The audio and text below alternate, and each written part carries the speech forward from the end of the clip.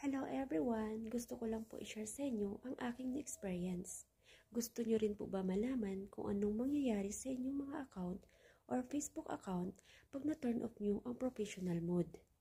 Mawawala po ba ang restriction ng iyong account? At mawawala po ba ang mga violation ng iyong account pag ito ay iyong na-turn off?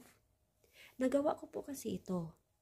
Tinurn off ko po ang aking professional mode. Pag open ko po ulit, or pag-on ko po ulit ng aking professional mode, hindi po nawawala ang aking restriction at hindi rin po nawawala ang aking mga violation. May ginawa po akong video sa pag-turn on at pag-turn off ko ng aking account. Makikita nyo po doon kung ano ang nawawala sa inyong Facebook account at kung ano ang hindi nawawala. Panoorin nyo po. Yung profile natin. Ayan. I-turn natin. I-turn professional mode off natin. Continue.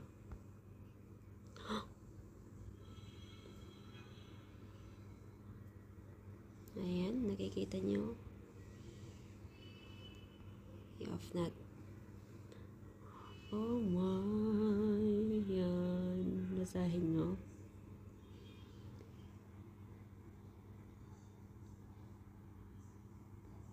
Off.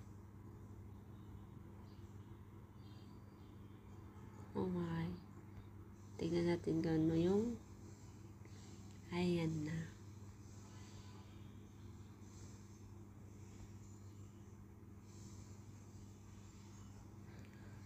Yan na guys. Naka-turn off na yung professional mode ko. Bali yung friends ko, 4.9k friends lang talaga ako. Pero yung naka-turn on, yung professional dashboard ko, 9.1 something ang followers ko. So, ayan na, nakikita nyo. Tapos, itry ko din na i-turn on kung ano yung mangyayari. Ayan. Punta tayo dito. I-turn on natin ulit. I-turn on natin ulit. Tingnan natin kung babalik ba yung violation ko or hindi. Ayan.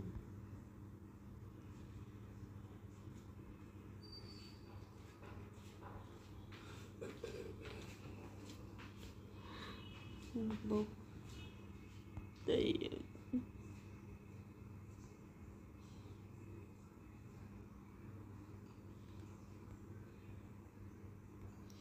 Tingnan natin. Yan na yung nangyari. Bakit parang ganun ba rin?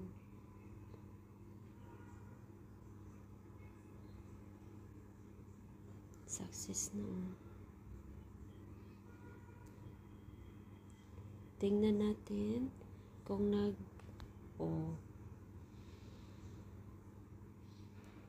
nagbalik pa rin siya guys. Tingnan natin kung yung mga ko violation, ganun pa rin, may violation pa rin.